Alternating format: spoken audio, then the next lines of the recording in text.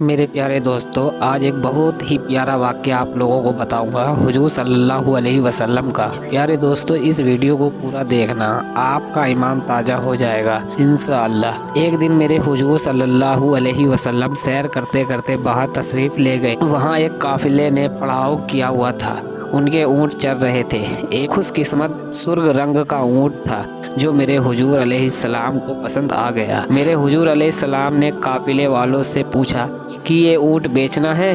پتہ نہیں انہوں نے بیچنا تھا یا نہیں بیچنا تھا۔ ناظرین، جب میرے حضور علیہ السلام نے پوچھا کہ یہ اونٹ بیچنا ہے، انہوں نے کہا جی ہاں بیچنا ہے۔ اچھا، کتنے کا بیچنا ہے؟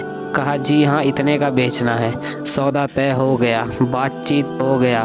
حضور علیہ السلام نے فرمایا، میں کوئی تیاری کر کے گھر سے تو آیا نہیں کہ رقم ساتھ لے کے آتا، میں تو سیر کرتا آ نکلا، تمہارا اونٹ مجھے پسند آ گیا اور سودا طے ہو گیا۔ ایسا کرو کہ اونٹ مجھے دے دو، میں گھر جا کر اس کی قیمت آپ تک بھیج دیتا ہوں۔ انہوں نے کہا جی ٹھیک ہے۔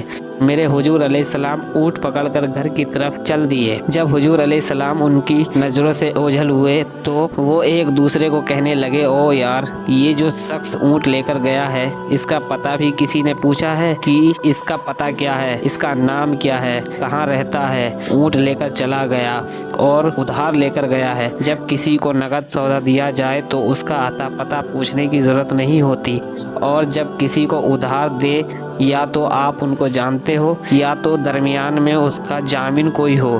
ایک دوسرے کو کہنے لگے، او نادانو، ایک شخص آیا اور تم نے اس کا اتا پتہ نام تک نہیں پوچھا، کیا قیمتی اونٹ پا کر کے دے دیا، اور کیا تم سب کی عقل پر پردہ آ گیا تھا؟ کم سے کم اس کا نام تو پوچھ لیتے۔ ایک بولا، یار میں کیا کرتا، جب وہ باتیں کرتے منہ سے پھول جھڑتے تھے۔ دوسرا بولا، یار میں تو اس کی آنکھیں ہی دیکھ رہا تھا، جب انہوں نے یہ گمان کیا کہ ہم نے قیمتی اونٹ ضائع کر دیا ہے تو اب تک خاموش بیٹھی سردار کی بیوی نے خیمے سے پردہ اٹھایا، کہا خبردار، کسی نے بھی اس کے خلاف اگر بات کی، اگر وہ شخص تمہارے اونٹ کی رقم دینے آیا تو مجھ سے لے لینا، نہ میں اس شخص کو ضامنہ ہوں۔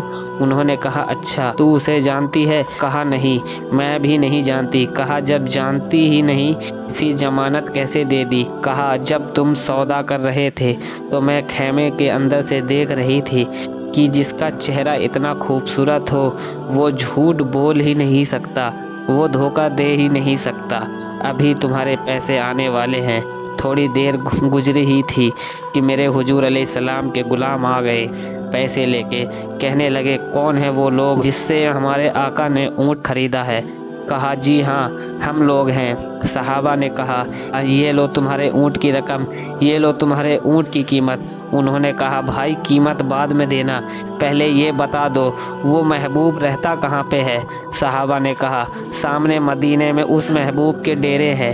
کہا، رقم بھی اپنے پاس رکھو، اونٹ بھی اپنے پاس رکھو، ہمارے دل بھی اپنے پاس رکھو، ہمیں تو بس اب دن رات اس محبوب کا دیدار ہی چاہیے۔